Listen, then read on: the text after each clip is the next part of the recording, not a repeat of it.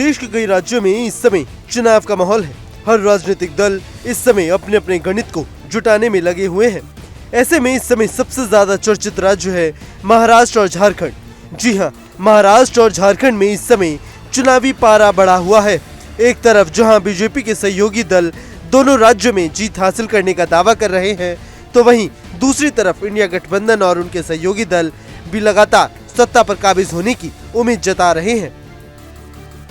लेकिन इन सब के बीच कांग्रेस को दूसरे राज्यों में झटका खाना पड़ रहा है। जी हाँ, उत्तर प्रदेश में उपचुनाव हो रहे हो या फिर महाराष्ट्र और झारखंड के चुनाव, कांग्रेस के लिए इस समय हर तरफ बड़ी चुनौतियां हैं।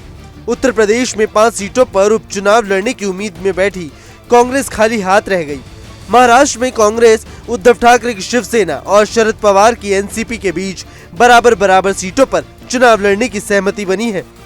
कांग्रेस महाराष्ट्र में 100 सीटों का आंकड़ा भी नहीं पार कर पाई, जबकि झारखंड में पिछले विधानसभा चुनाव से कम सीटों पर उसे लड़ना पड़ा। झारखंड और महाराष्ट्र में कांग्रेस इतनी कम सीटों पर कभी चुनाव नहीं लड़ी है। सवाल उठता है कि गठबंधन की सियासी मजबूरी में कांग्रेस किस स्थिति में आज खड़ी है। उत्तर प्रदेश की 10 विधानसभा सीटें खाली हुई हैं, जिसमें 9 सीटों पर उपचुनाव हो रहे हैं। इंडिया गठबंधन के तहत कांग्रेस ने 5 सीटों पर उपचुनाव लड़ने का प्रस्ताव बनाया था, जहां पर बीजेपी, आरएलडी और निषाद पार्टी का कब्जा था।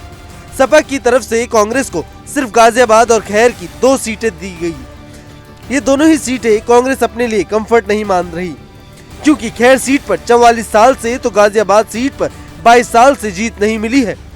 सपा के लिहाज से भी ये दोनों सीटें कभी बेहतर नहीं रही।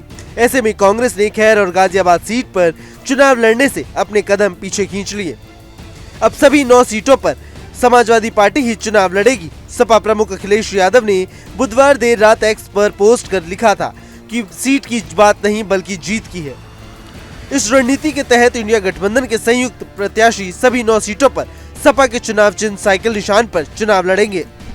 कांग्रेस और सपा एकजुट होकर कंधे से कंधा मिलाकर साथ खड़ी है। इंडिया गठबंधन इस उपचुनाव में जीत का एक और नया अध्याय लिखने जा रहा है।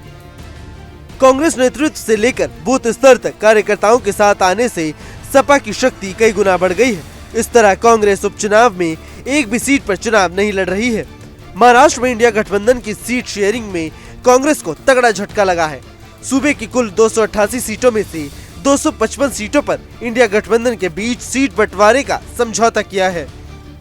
इंडिया गठबंधन में शामिल कांग्रेस, उद्धव ठाकरे की शिवसेना और शरद पवार की एनसीपी के बीच 85 सीटों पर चुनाव लड़ने का फॉर्मूला सेट किया गया है, लेकिन 33 सीटों पर अभी तक कोई चर्चा नहीं हुई है।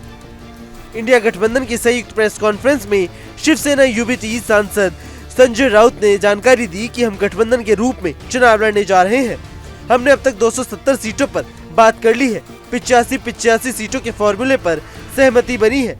हम कल दूसरे दलों से बात कर जब बाकी की सीटों पर चर्चा करेंगे। वैसे तो लोकसभा चुनाव नतीजों से उत्साहित कांग्रेस इंडिया गठबंधन महाराष्ट्र में बड़े भाई की भूमिका में रहना चाहती थी, लेकिन उद्धव और शरद पवार के सियासी दांव से कांग्रेस की उम्मीदों पर पानी फिर गया। उसकी एक वजह हरियाणा में हार भी है। हालांकि कांग्रेस ने 105 से 110 सीटों पर चुनाव लड़ने का प्लान बनाया था, लेकिन 100 सीट का आंकड़ा भी कांग्रेस नहीं पार कर पाई। 2009 में कांग्रेस ने 170 सीटों पर चुनाव लड़ा था।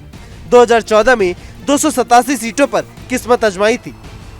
अब देखना होगा कि हरियाणा में जिस तरीके से कांग्रेस जीतते जीतते बाजी हार गई, तो क्या महाराष्ट्र और झारखंड में और साथ ही उत्तर प्रदेश के उपचुनाव में कांग्रेस अपने सहयोगियों के साथ जीत का दावा सही साबित कर पाएगी या नहीं, ये देखने वाली बात होगी। Bureau report, news nation. News nation अब व्हाट्सएप पर खबरों की ताजा अपडेट के लिए न्यूज नेशन के इस QR कोड को स्कैन करें।